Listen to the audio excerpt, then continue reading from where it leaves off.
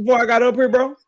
You got up here and you said, Devin Haney fans, I want to know how y'all feel about Was you Tank talking about Davis Tank before and I all got up this here, shit. or was y'all talking about Abdullah? We was talking about Boots, and we was talking about his placement and who hit harder between him and Crawford, and we was talking about some other shit. We was talking about So you Abdullah. didn't bring up Tank Davis tweets and shit. You didn't bring up Tank up here. We That was wasn't talking Yeah, he you. about did. we was Yeah, he talking about did. Tank having the Oh, all right. chin and all All of right. that. But Yeah, he for did. sure, if a nigga saying All some right, mean bro. Yeah, ass, yeah, All right. yeah, you did. if Terrence Crawford could say one sentence and niggas crucify him, and Tank put out a whole paragraph talking shit, nigga gonna say, okay, yeah, he put out a whole paragraph talking Why you shit. don't What care y'all about gonna the say about nigga? that? You don't care about him Yeah, though. yeah, Hey, but and no, we was calling it a clout You don't chase care because about we him knew though, Tank right? couldn't fight right now, bro. That's why we was calling Y'all it a clout crazy, chase. Who bro. said he Because we can't knew talk? Tank He couldn't can't fight right fight right now. now. And he had a But Freak, mandatory to fight What are you Floyd talking Schofield, but about? That he shit straight crazy, ducked Freak, him bro. though. but Niggas He Freak, really, ducked niggas Floyd really, get in the Schofield niggas ring, really, and y'all bro. then really tried to showing use y'all Devin as hand, a, bro. as a Get smoke in the screen. get in That's the what he tried ring, to do. bro. Get in the ring. Freak, you're not gonna get away with that, Freak, because you wasn't saying that when they was talking about fighting Shakur. You was not calling Devin Haney a duck for not fighting Keyshawn Davis. You wasn't saying if Because Devin he Haney never could said beat, he yeah, never said he wasn't gonna no, fight Keyshawn. That's what why. he was going to fight Keyshawn second. He wanted to fight Shakur first, and he Yeah, was he going to wanted fight to fight. Keyshawn. Yeah, he wanted to fight. Okay, so you wasn't calling him a duck if he had to drop his belt and fight Shakur. You said no, that was a better fight. We want to see Devin and Shakur.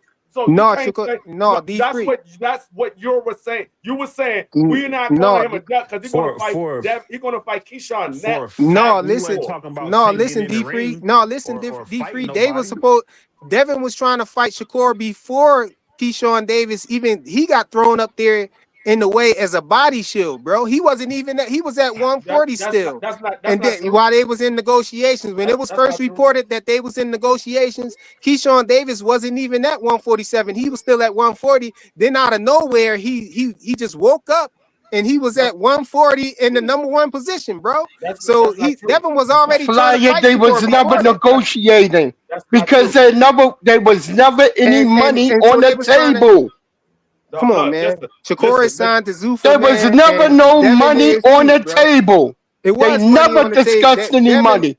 There wasn't. Already on the Bill Haney said there wasn't no money on the table. He never said that. He said that they never discussed money with Shakur. Why you lying? He said that out his mouth. No, Bill Haney said he ain't know about Shakur about the money with Shakur, like because Shakur went in there with Shakur, and the reason why because Shakur. But yet I don't know what I'm talking about. Let me talk. Because the reason why is because Shakur went in there to negotiate how much money he was going to get from Zuffa separately, and Devin and them was talking to Zuffa separately. Damn, you're making up a lie on the fly. You know what you're doing? You're making up a lie on the fly. Teofimo Lopez told Shakur did not sit down with no damn Zuffa. Told y'all that, man. But Teofimo, what you did? Hold up. What do Teofimo Lopez have to do? Timalifu Tamalimo has to deal with what's going on between Shakur and that? Teofimo Lopez said he was in Here's another deflection. Here's another deflection. Teofimo Lopez He's deflecting again. Teofimo Lopez said he was in one office making a deal with Zuffa while Devin Haney was in a separate office. So God damn, making up a lie on the fly.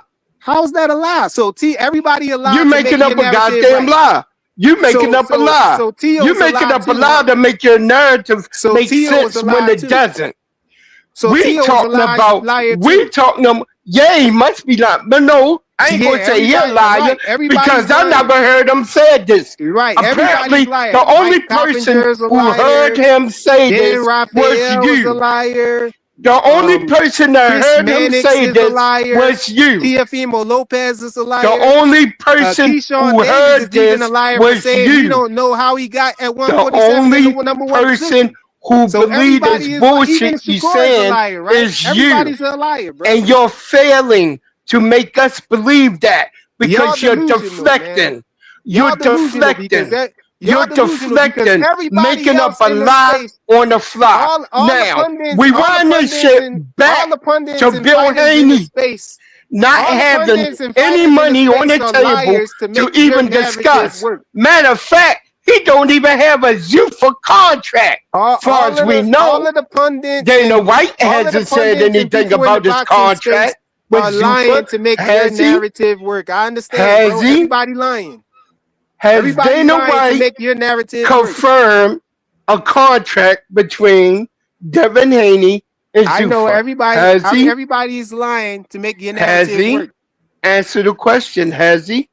Everybody lying. All the pundits in the space are lying. White. A few pundits in the space. Let me say it slower to you because you're kind of remedial right now. More than a few pundits in the space are reporting that, but they're all lying to make your narrative work. The man who runs Zuffa boxing. Don't talk to me in the chat, bro. We up here together. Just say what you gotta say. Has Dana White? I understand all of the. Has Dana White confirmed? No, he did not. He hasn't confirmed that he signed Devin Haney to Zuffa boxing. How is that dumb? That's the way that you get confirmation that somebody is signed to you as talent.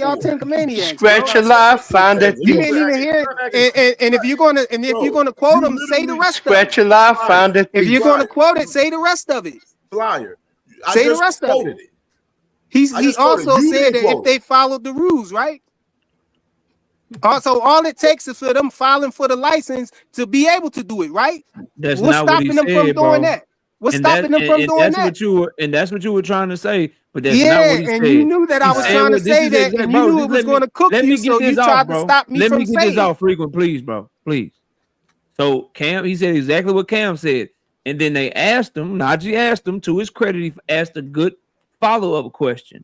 He said, "Well, will you allow them to do it if they become that or whatever?" He asked, and Gustavo Olivieri, very, very lawyer-like, instead of just answering a yes or no question with a yes or no, that motherfucker said, because I remember reacting to it because I caught it immediately. That motherfucker said, "Well, if they went by and followed all our rules, why would I not do that?" That's what he said. Exactly. So if they follow the rules by just getting the license, paying for the license, and then they can do it, right? Y'all trying to make it. Y'all try to spin the narrative that it's impossible for them to do it. Am I talking in Chinese or some shit, bro? Like to this nigga shit. No, you talking in narrative spin. That's when you answer a yes or no question with why would I not? If you got kids or you know anything about how to read people, that's you trying to find a way to wiggle out some shit. Now this is where we got to do a complete context. You go speculate. This is where we got to do a complete context and read the room. The WBO and IBF have a joint fucking convention coming up where they are coming together to figure out how to deal with Zuffa boxing. Do you think with the WBO's fucking relationship with Top Rank that they're gonna allow Zuffa to come in at the last minute, become a licensed promoter, and steal this fucking fight? Do you really believe that Zuffa is gonna be able to come in, get licensed in time to where they can bid on this fight? Want me to tell you? You really believe that? You want me to answer that or no? That's rhetorical. You can answer it if you want to, but I'd be willing to bet. Okay, I would say that knowing that how much larger the purse would be, and knowing that the WBO actually gets sanctioning fees based off a percentage of what the purse is, I would think that they would. Why wouldn't they? Okay, you know what I'm saying? Why wouldn't they? That's a good question. Why wouldn't they get more money, bro? That's a really good question. One of the best questions you've asked all day. In a vacuum, you'd be right. But when you look at the entire context of boxing, that's why y'all gotta stop being so fragmented and stop just covering it one little section at a time. When you look at the fact that it's a war going on right now, and Zuffa's goal is to put the WBO out of business, to get rid of them. They're going to Congress to try to get laws changed. Dana White don't want them to exist. There's no amount of money that you could pay them to allow you to do that because the WBO is fighting back. They don't want Zuffa in. If you're trying to kick me out and you're trying to put me out of business and you talking shit to Ted Cruz at the Senate meeting, what the fuck I look like letting you become a licensed promoter so you can bid on a fight when I've had a long-standing 20, 30-year relationship with Bob Arum? Everything the WBO has done with Keyshawn Davis and Devin Haney has been at the behest of Top Rank. Keyshawn ain't never had a fight at 140. 147. The person that he fought at 140 pounds most recently was an unranked opponent, yet he still was able to move up and become the number one contender at 147 pounds. That's at the behest of Bob Arum and his relationship with the WBO. They're not about to ruin their relationship with a traditional boxing promoter to let in a promoter that's trying to put them out of business. That's why they're not going to let them in, bro. Because if they were going to let them in, they would have been did it. They're not getting in that motherfucker. And if Zuffa wanted to be in, they would have been petitioned. But they didn't petition. Yeah, I don't believe you gonna that. See? What you're saying. You gonna see? You're on speculation saying, you'll see. This is what I think. See? But that's your opinion. I'm not of the same opinion, bro. I don't think that. Right now, Zuffa is considered a promotional company right now because the law hasn't passed. But once the law passed, then they won't be a promotional company anymore, right? So they would be a league. They would be a league, right? Are you speculating for us them bidding on the fight and making far as them getting as far as the WBO regulations and actually being able to bid for the fight? Isn't that speculating is projecting? No, I'm not speculating because I didn't. When he has, no, seriously though, Cam. Seriously, Cam. Bro, Seriously you be me though. hugging too much. No, seriously, Classic, Cam. Listen. you be doing Seriously, me hugging, I know y'all bro. want to laugh it off and not let me say it or whatever, but Man, listen, bro. get up off your knees, take them knee Listen, bro. I pads know off. y'all want. I know you want to throw insult and stuff or whatever to try to get me unrattled, but it's not gonna work, bro. It's not gonna get me rattled. You know what I'm saying? I don't know if ain't nobody told you, bro. You feel me? But I feel like I gotta be the one to tell you, family member. You know, it's been going on for a while, bro, and motherfuckers tired of this shit. I'ma tell you though, family. I ain't the one that give a fuck. You hear me? I ain't gonna lie, family. You might be the biggest dick rider ever, family. You a real professional dick rider, feel like you need to go to the Olympics, cuz. You be riding the fuck out that bike, man. Get off that motherfucker, man. It ain't getting you no money, cuz. Stop dick riding, family member. Go get your own motion, your own shit, man. Go to the Olympics.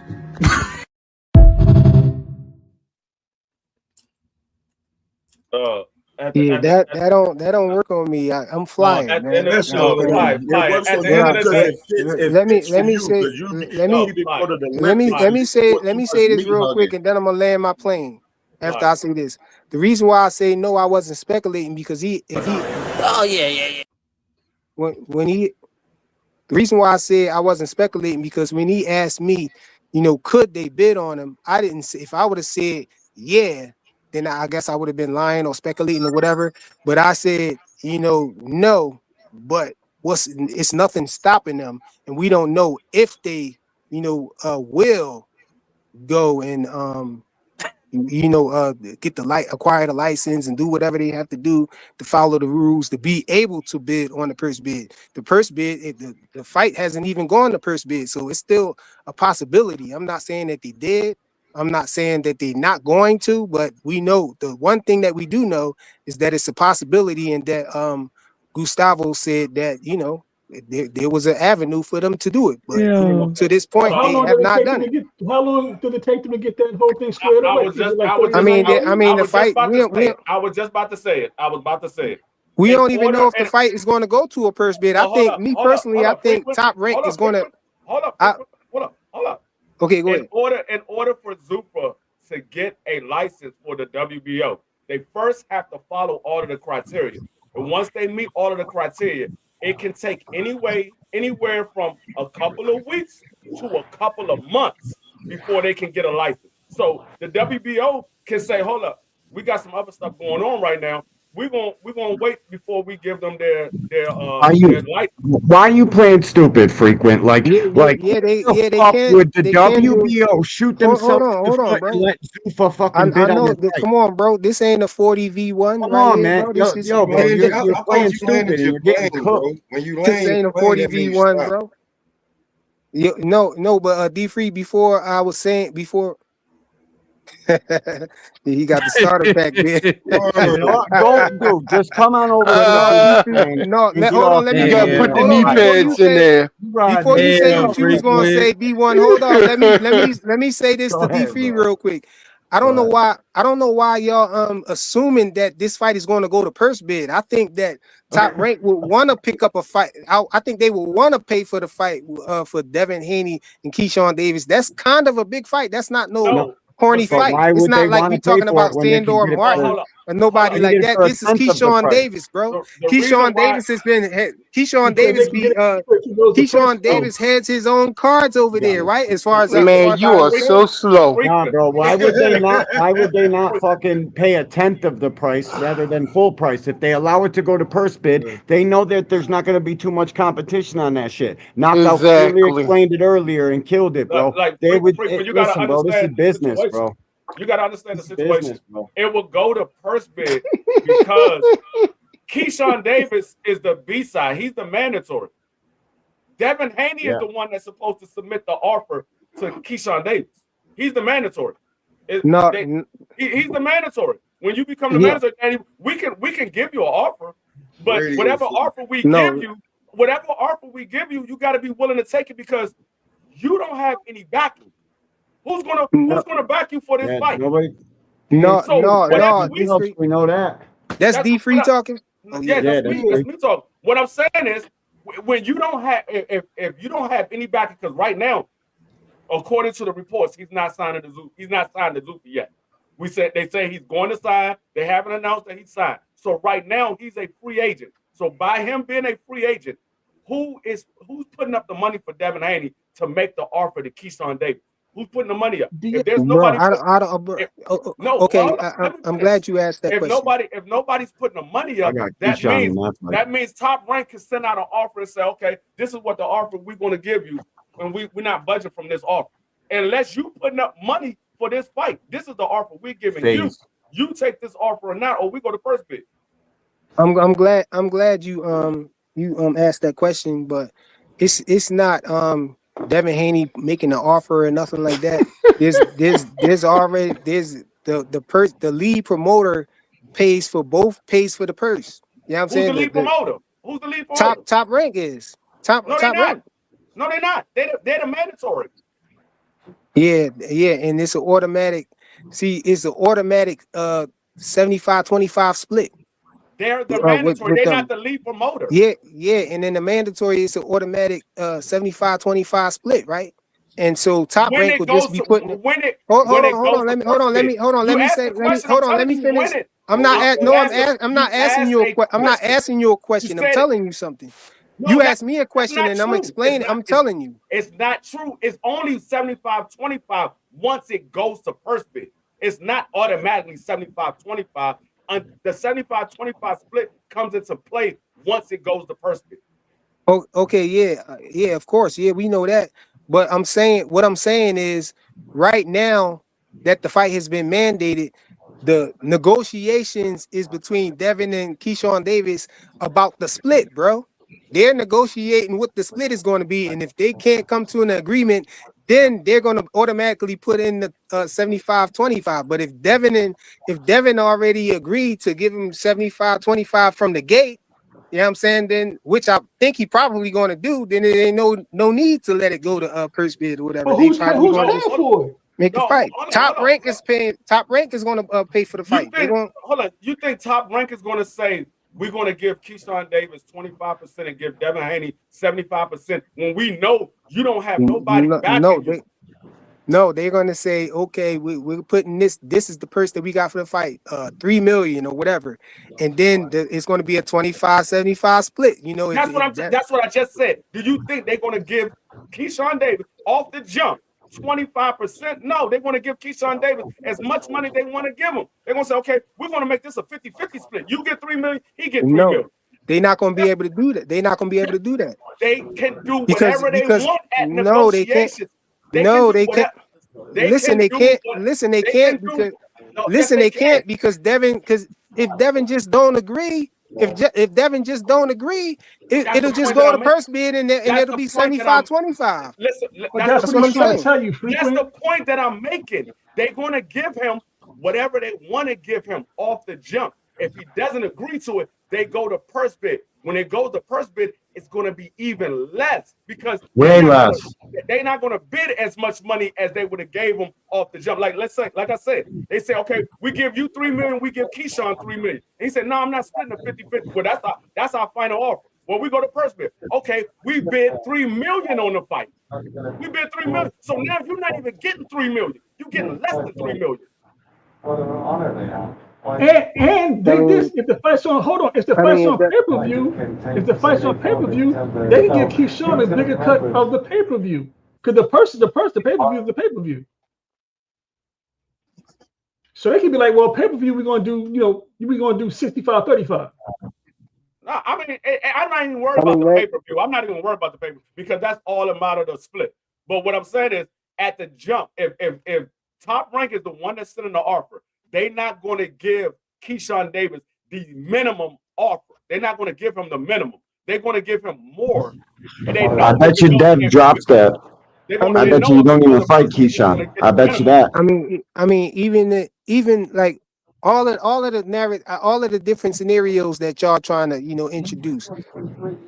I'm pretty sure that Devin and his team already knows that this is not a big paying It's not fight. a scenario. It's a It's not a fact. big paying fight, right? It's not a fact, Baltimore Bully. It's not a scenario. I'm It's It's not not. a It's fact. not a the fact fight, until it bro. actually happens. It's at this point. It's You just all are speculation. squirming out of this shit. We At this finally can point, get the fight, and it's y'all just are speculation. steering away from it. Bullshit, bro. It's not a fact. No, What I will say is it's highly unlikely that Bob Earl would give Keyshawn Davis the bare minimum off the break.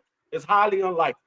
They're gonna ask for more money for Keyshawn Davis because we're the one that's putting up the money for the fight right now. So we're gonna offer Keyshawn Davis more money. He's our star. You have no dealings with us. So he's our star. We're gonna try to give him the most money because the more money Keyshawn make, the more money Top Rank make. They're not gonna give him the bare minimum off the break. They're not gonna do that. That's shooting himself in the foot. You give him the bare minimum, you get less money. You shooting yourself in the foot. No. How so?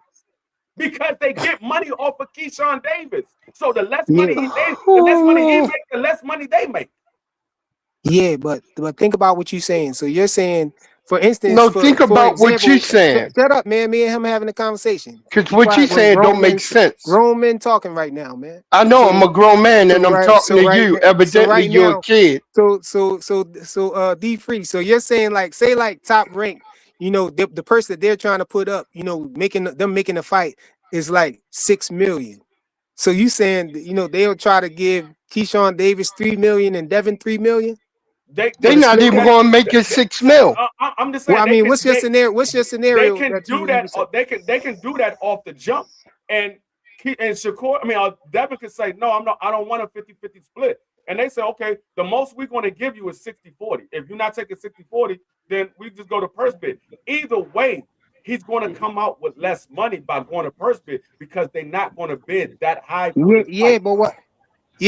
my argument to that is I'm saying that Devin and his team knows that this is not a big money paying fight.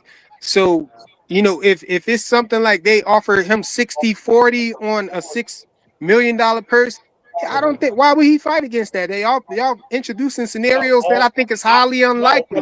I'm pretty sure Devin and his team knows what would be favorable to them or whatever, and for it they don't want it to go to purse bid. So if they can't do anything about it. I never said that. I never said That's that. the point. They can't. I mean, y'all talking like Devin is going into this expecting like a $6 million payday or something like that. Listen. I never said he wouldn't agree. What I said is if he doesn't agree to whatever Top Rank say they want to give him, if he doesn't agree, and Top Rank said, I'm not budging, this is what we're doing, or we go to purse bid.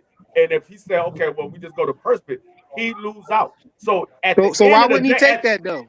No, because Appreciate you, big dog. I'm out, bro. Be good, be safe, fellas. Have a good one. All right, man. All right, D1. 9-hour streams, bro. That shit deserves some love. Chat, y'all need to hit his cash app, bro. Y'all know the fucking super chat's down. This man been on this bitch for 9 I gotta go too, motherfucking y'all. hours. Be good, be safe. Go ahead, Bless D free. this I'll let you man. finish up. Go ahead, D free. No, at the end of the day, he would take it because it would be more money taking it off the break. If you wait for it to go purse bid, you most likely are gonna lose money. So you want to get the most money for any fight that you get in. You don't want to take less money. You want to get the most money. So if it's more likely that you're going to get more money before it goes to purse bid, because usually nobody get more money once it goes to purse bid. I can only I agree. Maybe 1 or 2 situations where somebody got more money when they went to purse bid. So if it goes to purse bid, you lose the money. You're going to want to take whatever offer they give you. That's why I agree. If Devin Haney doesn't take it, he's losing out because now you're going to get less money and you still might end up having to come to Top Rank because Top Rank still might win the daggone purse bid. So you still might. I understand that and I agree with that. But my question is, what's your argument? Like, are you just arguing to say that Devin is going to have to accept a 50-50 split with Keyshawn Davis, or are you because early on in the beginning of your argument you were saying that you think Devin is going to drop the belt and not fight him, and I'm like, why? I never said he was going to drop the belt. I'm just going by what's been talking right now. Somebody else said that, but what I'm saying is what I'm saying is, it's in his best interest as long as they not giving him the short end of the stick. If it's anything where it's 50-50 or above, it's best for him to take it right then and there. Because if they go to first bid, he's losing money. That's what I'm saying. I got a Yeah, no, yeah, question. I agree with that. I got a They question for going I think D3 they and just Flyer. gonna, make it a 40-60-40 split or something like that. At the most, I think it'll probably be like like a 55-45 split or something like that. But I don't think they're gonna try to do a 50-50 split with him or nothing like that. Or Freaky I just don't D3. see it. And I don't see What's the Devin, guarantee that top rank and is them even rejecting it. negotiating? I don't see Devin rejecting it either. I got a question. What's the guarantee that top rank's even negotiating this thing? It's not up to them to negotiate it. It's not That's what their I said. champ. No, It's yeah, I no know reason to Devin negotiate. and Keyshawn Davis supposed to be negotiating the split. But if they don't come to an agreement, see, I think that Keyshawn Davis team is going to I don't think they're going to be trying to get 50-50 split with Devin or Hey, nothing Flyer, outrageous like that. you I know think, who represents Keyshawn, right? yeah. Jay Prince, right? Yeah. Yeah, we You know know that. that he works hand in hand with Bob Byrne, right? At Top Rank, right? Yeah. So what? You saying that they're going to get him to try to hold out to try to get 50-50 split with Devin? I mean, if that's what y'all want to argue, like worst case, they don't have to hold out. They hold all the cards.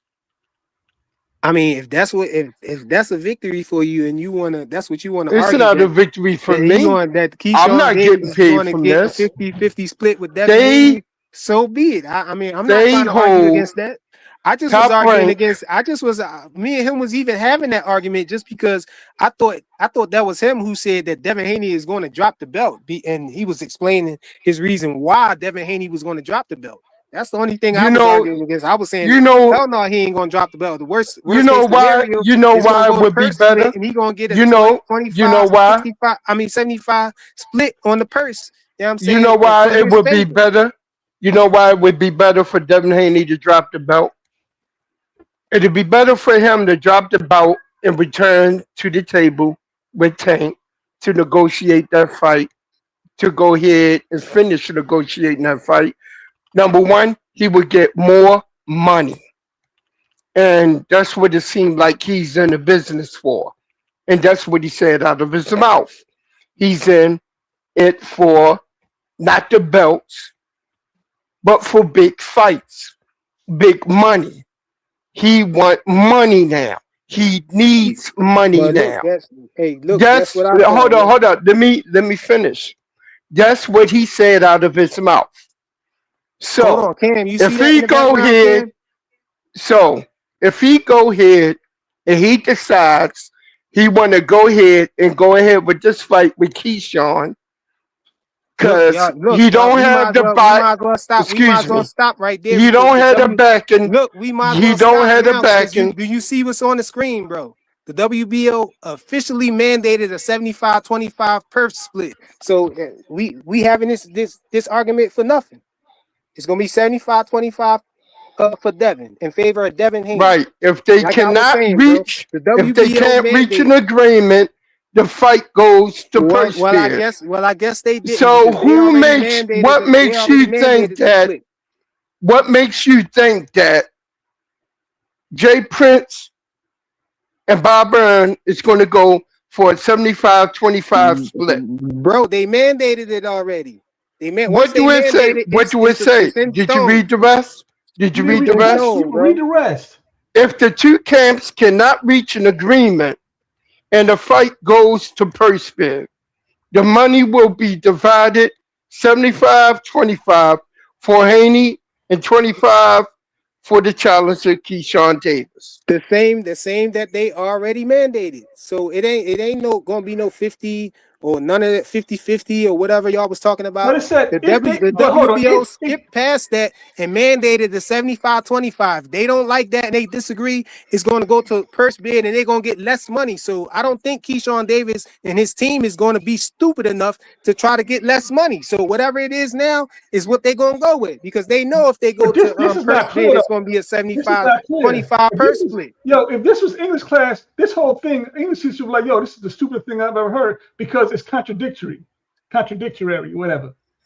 Because they're saying they mandated a 75-25 split. Then they said if the two champs can't reach an agreement, it's like, well, okay, well, where we at? If they don't reach an agreement, it's 75-25, or is it automatically 75-25? Because if it's automatically 75-25, why even mention a thing that if they can't do something? That makes no sense. Exactly. No, because who's reporting because this? they're saying Hey, in Cam, the who rare reported this? they're saying in the rare instance that I bet you it came from the ring. they're saying that in I the bet you rare it came instance from the ring. they're saying that in the rare instance that Keyshawn Davis team rejects that 75-25, that it's going to go to purse bid and it's going to be the same split, so they won't be stupid enough to do it. And that's it, bro. I'm out. I gotta go. Salute to What makes everybody you on the think panel. they wouldn't do it?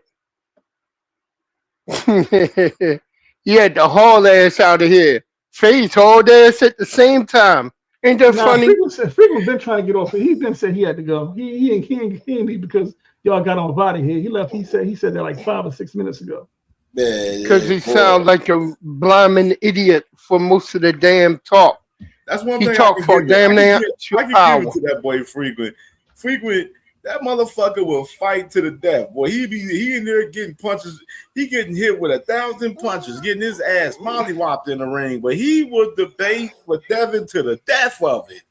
Hell yeah. I was about to say something about that whole thing at the end, but they left it alone. But because the whole thing when we was talking about does Tank Davis have to be in court, he brought up the bench warrant saying because the judge want to make sure when he goes to court that he got to go to see us. Well, he doesn't have to be at court. So that bench warrant, it has nothing to do with when he goes to court, because this is not a trial. This is a hearing to see if they're going to go to trial. It's not an actual trial. Exactly. Davis don't have to be there, because it's just a matter of, are we going to did we come to an agreement, or are y'all willing to take this to trial? That's all that this hearing is on the 17th. It's not an actual trial.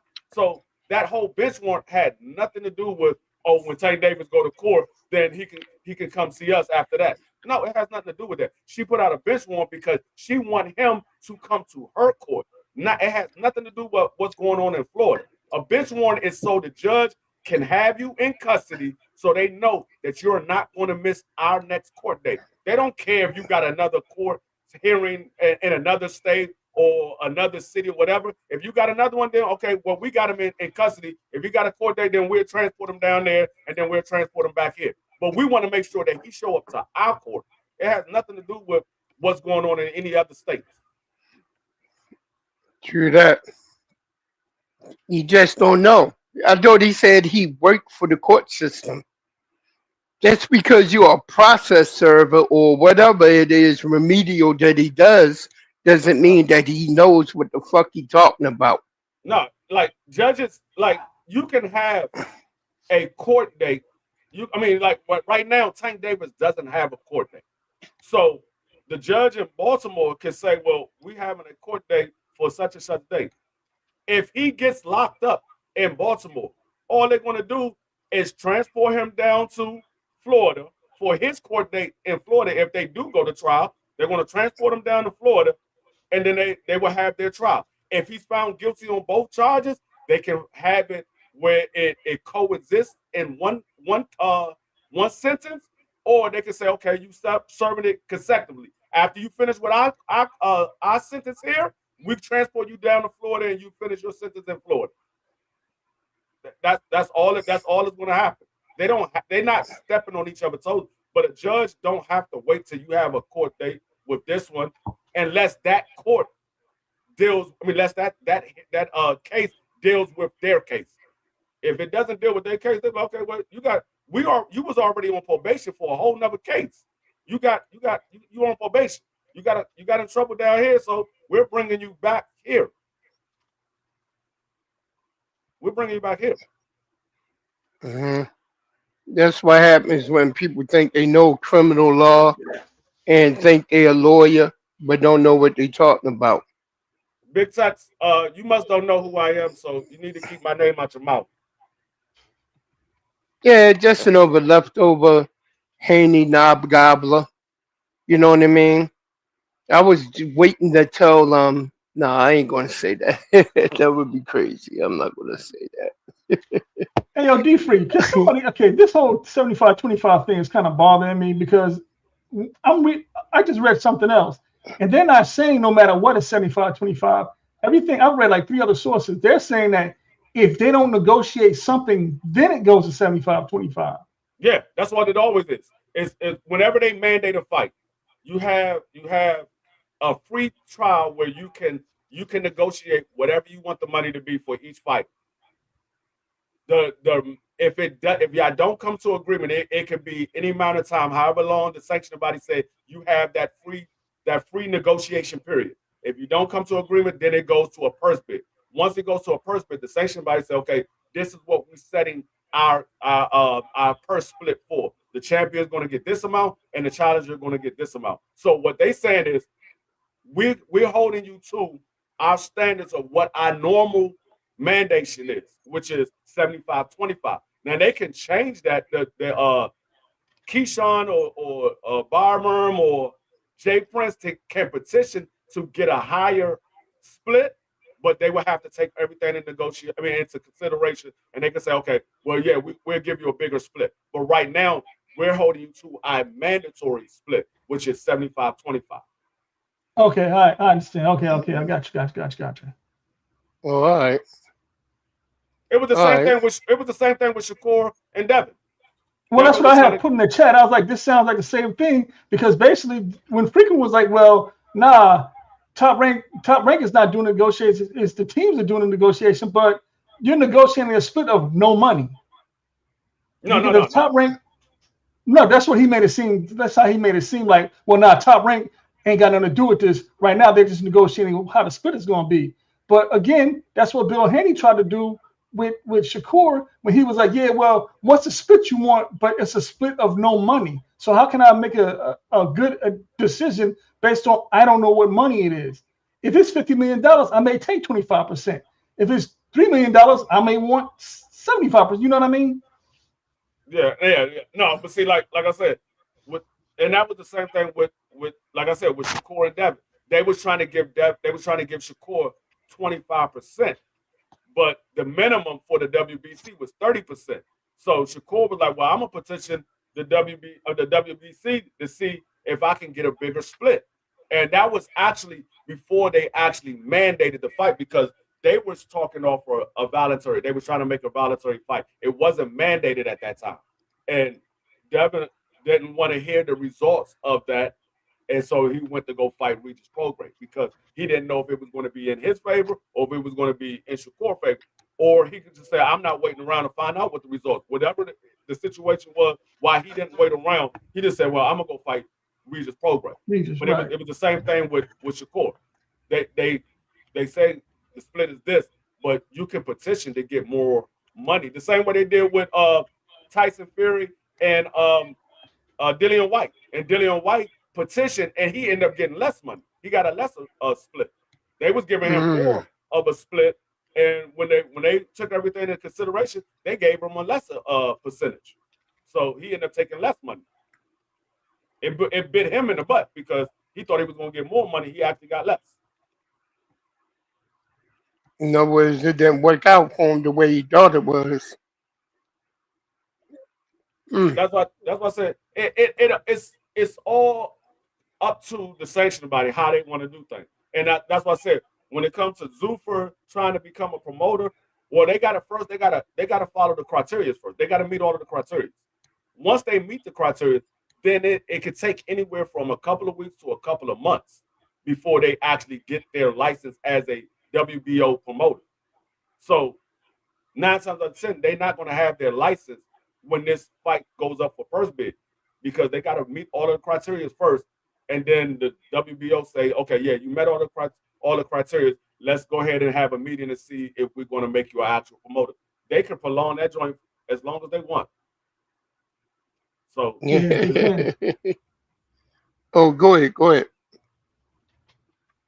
What we saying? Go ahead, P. Oh no, I was saying right. I mean, if the WBO is smart, they will hold off on anything Zuffa's trying to do right now. But you know, I said this probably about a month or two ago, I guess, and I was telling 2 Cents, all the stuff they're doing, they're basically, it's like at war. You may do a preemptive strike, and I think that's what the WBO is doing. I think that's what Top Rank did with Devin and Keyshawn, and I think they're really trying to test Zuffa's temperature to see what's really going on.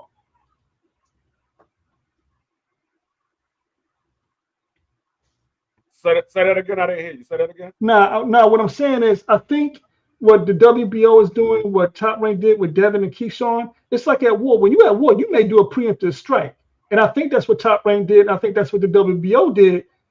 They wanted. I think they tried to chin checking Zuffa to see, to see what's up with him. Yeah. I mean, like I said, Devin Haney right now is between a rock and a hard place, because you're gonna take whatever Top Rank is offering you, or you say, you know what, I'm just gonna try my hands at purse bid. But when it goes to purse bid, 9 times out of 10 you're gonna come out with less money, because who this? I mean, let's say Top Rank win this daggone purse bid with 2.5. Now you get 75% of 2.5. Yeah, you're gonna get the bigger pie, but you're still taking less money than you probably was offered from the very beginning. Yeah, that's what I was saying.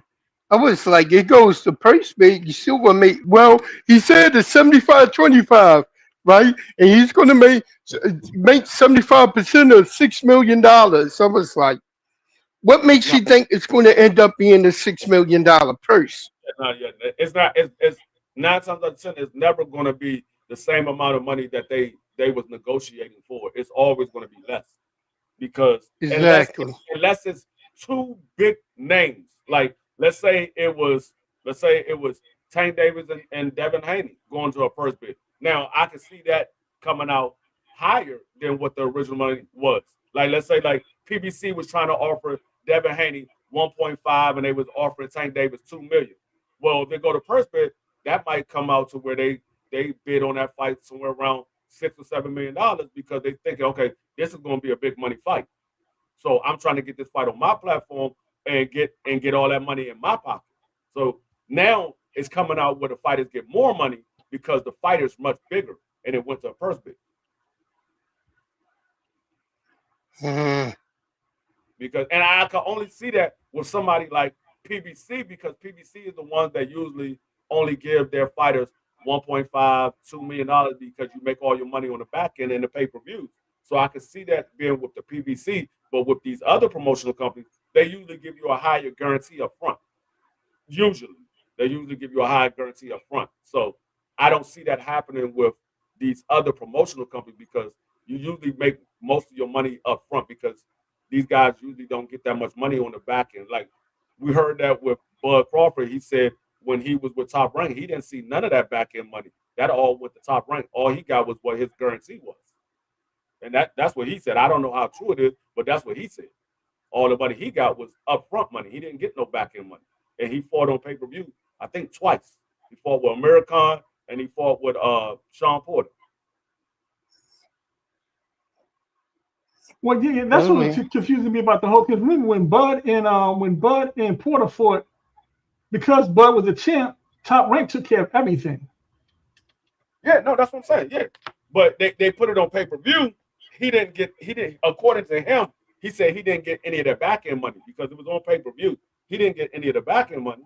That was all Top Rank's money. So that's what I said. Some of these promotional companies, they don't give fighters the back end money. Some do. Some of them don't give it. Like I said, according to Terrence Crawford, I don't know how true it is, but according to him, when he fought on pay-per-view, he never seen none of the back end money.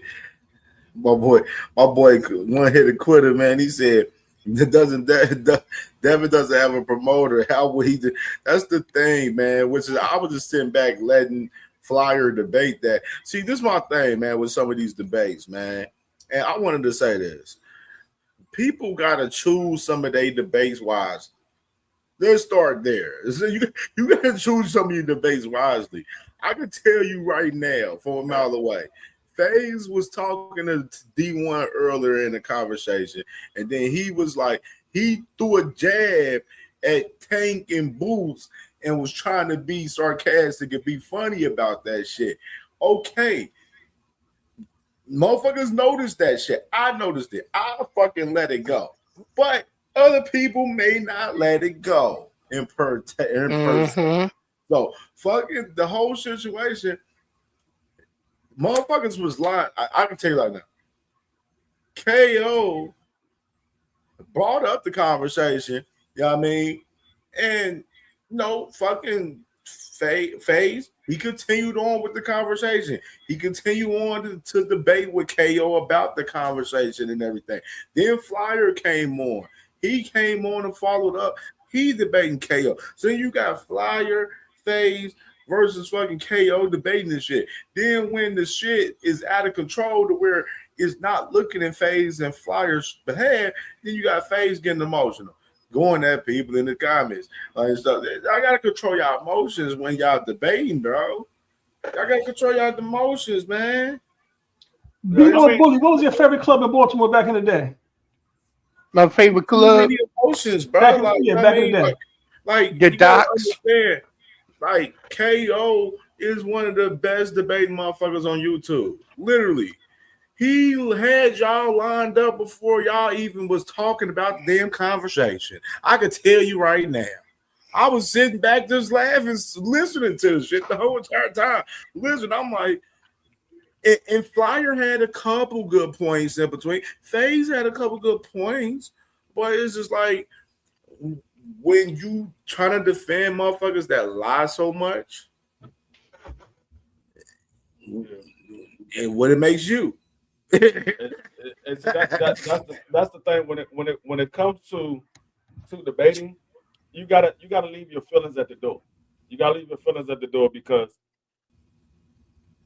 you never going to win that debate once you get into your feelings, because now everything is coming off the emotions and it's not coming from you speaking facts or you giving opinions based off of the facts. You're speaking off emotions, and now everything you saying sounds crazy because you're speaking off emotion. You're not going off of what the facts say, and you can be 100% correct, but because he do that a lot too. but because KO KO trying to duck the fade. Yep. He trying to duck the fade. And this is what people have to realize when you're dealing with somebody that debates on a regular basis. You can be 100% correct, but because they debate on a regular basis, they're going to sound more believable because this is what they do. You are in their element. You can be talking straight facts, but because you're in their element, it might not sound as believable to the public.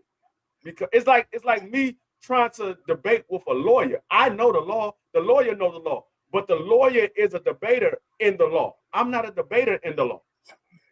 And I just enforce the law. So I know the law the same way that he knows the law, but he's going to sound more believable because this is what he does for a living. I arrest people and charge people for a living. I don't have a debate in a courtroom for a living. That's not what I do. And then, like I said, you might not be wrong, but you probably not going to win that debate when you're going against somebody that debates on a regular basis. He was like D-Free. He was lined up before they even started. Because KO's from that type of realm I am. I be on that type of shit too. I be wanting to fucking fry some shit. And I would say some shit to spark some shit and ready to cook some shit. You know what I'm saying? Like, you know what I'm saying? We be on that same type of time. And so, like, that's why I was sitting there laughing because I'm like, man, he lining the fuck out of these niggas right now. I was like, already doing. I let it happen. I'm letting it ride. I'm like, this guy is up here making up a lie on the fly. All of a sudden, he started deflecting by bringing other people into. Hold up, what T.O. got to do with this? But some people just don't know legal shit to be talking about it, man. That's just all it is, bro. Like these legal conversations isn't for everybody, bro. Yo, you know what Flyer did though? He mixed and matched. What he was saying about bench warrants is true. Yeah, if you got a bench warrant, that comes snatch you up if you get locked up by somebody else after that court case. But that may not even apply to Tank. But you also can have a you can also have a like they have a July 17th hearing in Baltimore. Baltimore be like, yo, I need you there in 2 days, which is July 6th or 7th, and we go to court then. Even if the judge, said, all right, yo, you broke probation, she can still say, all right, well, after you finish with what happens in Florida, then we'll see what's up with your sentence here. They may run a concurrent or one after, or I forgot the other one, where they run one after each other if they actually wanted to. She could do what she want to do. Yeah, man, I can tell you right now, bench warrant here in Cincinnati, bro. While you fuck around miss court, bro, man, you cite you another ticket. It's a misdemeanor too. Yeah, they cite you another ticket and you go back to court, bro. That shit don't nothing, bro.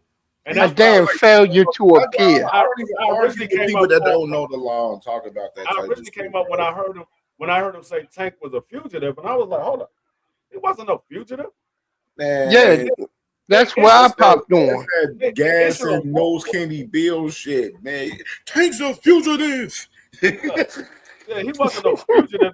They issued a warrant for his arrest, but they chose to serve the warrant whenever they chose to. If he was a fugitive, he wouldn't be able to go nowhere. When you're a fugitive, it's a bulletin on you. Whenever we see this dude, I don't care where he's at, we're arresting him on site. This man, we saw this man after that warrant was put out when the police department came and did that news press conference and they said they issued a warrant for Tank Davis' arrest. Tank Davis was out shopping at malls and all kinds of stuff. He didn't went to Baltimore. He was doing all kinds of stuff, giving out turkey drives and everything. I'm like, okay, if they issue a warrant for his arrest, he went to his grandmother's funeral. Yeah, I'm like, why they didn't serve? Because it was a warrant that they issued. They wanted to say out publicly, so it looks like they're doing something, but behind the scenes, his lawyer was talking to the public defender. I mean, the prosecutor. The lawyer was talking to the prosecutor, and they were like, okay, yeah, we got this going on, this going on, this going on. And they said, okay, well, look, let's go ahead and get this over with. And so it doesn't look bad on us. It doesn't look bad on y'all. We're going to go ahead and arrest them. And then we're going to bring them to court. And then we'll set up a trial that we're ready to move forward with this case. When they issued that warrant and they didn't serve it right away, it's because they were trying to build up their case. They didn't have a strong enough case. And they still don't have a strong enough case right now. That's the reason why they haven't went to trial yet. Because they don't have a strong enough case. They're trying to build a case up. All this time from October of last year up until now, they still trying to build their case. And I said that from the very beginning when they said it was a videotape of the situation. I said it must not be everything that she says it is, because the police would have arrested him immediately. If it was everything she said it was, he would have been arrested immediately. And I said it can't be everything she said. And we saw the tape, and it was nothing that she said outside of him grabbing her by the back of the neck. That's the only thing we saw where he physically put his hands on her. He grabbed her by the back of the neck and turned her around. Then it was a point in the video where he had her by the back of the neck, walking with her down the hall, and she backed up on him and backed it up on him and pressed up against him. I was like, what? And then he went on, let her go, and she went on and went down the steps through that little closet room. I was like, come on, man. This is not what they said. They said he beat her up, dragged her down the steps, through the club full of people. They said a whole bunch of lies in that statement. Yeah. So I mean, like I said, it's a whole lot when warrants are issued. It's a whole lot that goes on behind the scenes. Yes, warrants are issued all the time. Some warrants are more serious than others. someone's they issue and they like, okay, when we catch you, we catch you. There's guys literally walking around today that got warrants. Don't even know they got warrants. They won't know unless they get pulled over and they run their license and like, hey, you know you got a warrant for your arrest. I had it happen to me. I had a warrant for my arrest. Never even knew it. It was a mistaken identity, but I ended up having to go to court and they were like, oh no, this is not the person we was looking for. This is the wrong person. I was in the military at the time when this happened. And the case was in Maryland. I'm like, I'm in Fort Hood, Texas. I wasn't even here. And they were like, no, it's not you. Somebody used your name. So it's people walking around every day with warrants and just don't know because it's not that serious. If they catch you, they catch you. If they don't, they don't. You would just have a warrant on your name until they catch you. Salute. I'm going to shut it down. KO, go ahead. He's starting live right now. We're going to go ahead and shut it down for KO, man. Salute to y'all, man. Appreciate y'all. Peace and blessings, brothers. The Cleveland versus Toledo marathon today, man. This shit was fire. And I got to show love too, man. D Lynch, man. Salute to my brother D Lynch, man. D1, my brother Swoosh Life, and my dog Ace Austin, man. Showing love in the Cash App, man, for sure. And my dog, D1 earlier too, man. D1, man. Appreciate y'all, man. Real shit, man. True that. Show today, classic shit, man. We gonna be back at it tomorrow, man. Back at All it right, tomorrow. bro. For sure. All right. Hey, peace, Thomas Hill. I don't know. T Hill, he in the cut somewhere. I don't know. All right, man. All right. Peace. I see you over at KO's. All right, back. One. Yeah, for sure, man. Fire show today, man. Classic shit. Cleveland versus Toledo marathon today, man. Crazy debates today, man. I wasn't going to stay on that long, but once that debate came on with KO and FaZe and then Flyer, I'll let that shit ride. I'll just let it ride. Some shit you just got to let ride at times, man. You just got to let some of them conversations ride. You know what I'm saying? That was funny content. You know what I'm saying? I fought with it. You feel me? You know what I'm saying? You know what I'm saying? Hey, salute to Ace Austin too, man. Right here, man. Right here. You know what I'm saying? You got the Debbie Cakes radio right there, picture drawn right there, man. You know what I'm saying? Crazy. All right, man. Salute to y'all, man. We'll be back at it tomorrow morning, man. We'll see y'all tomorrow morning. So tap in with KO, man. See y'all tomorrow, man.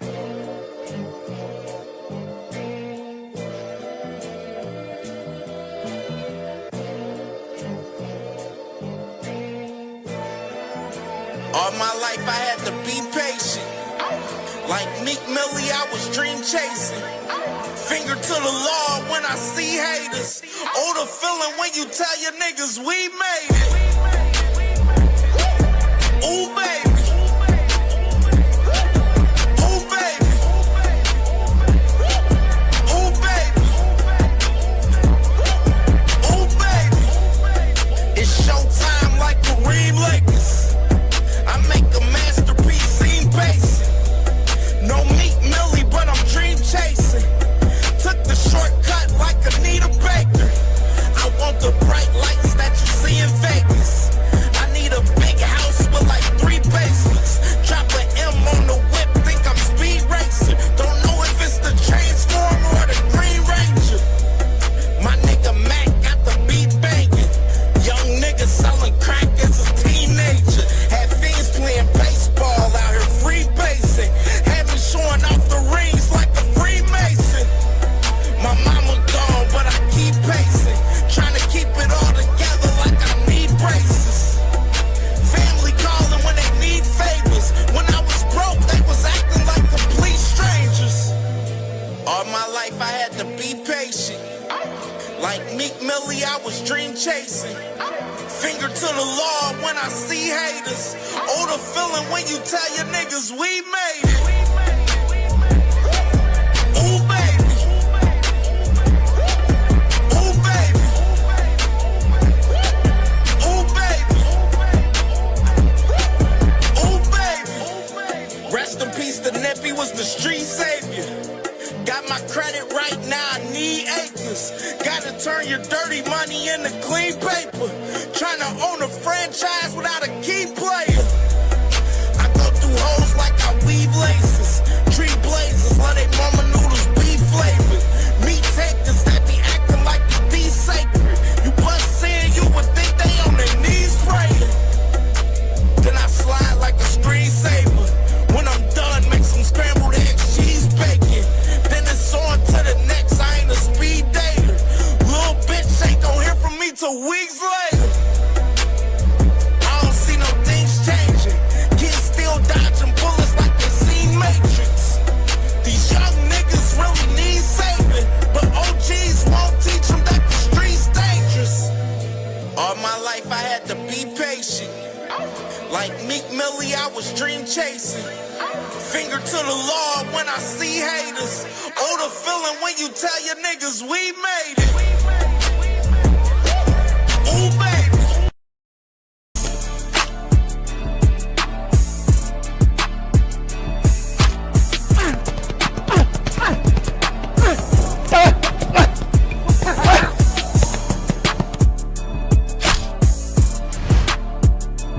And still, he trained to beat me, and I trained to beat him. So when you step in the ring, you gotta flip that switch.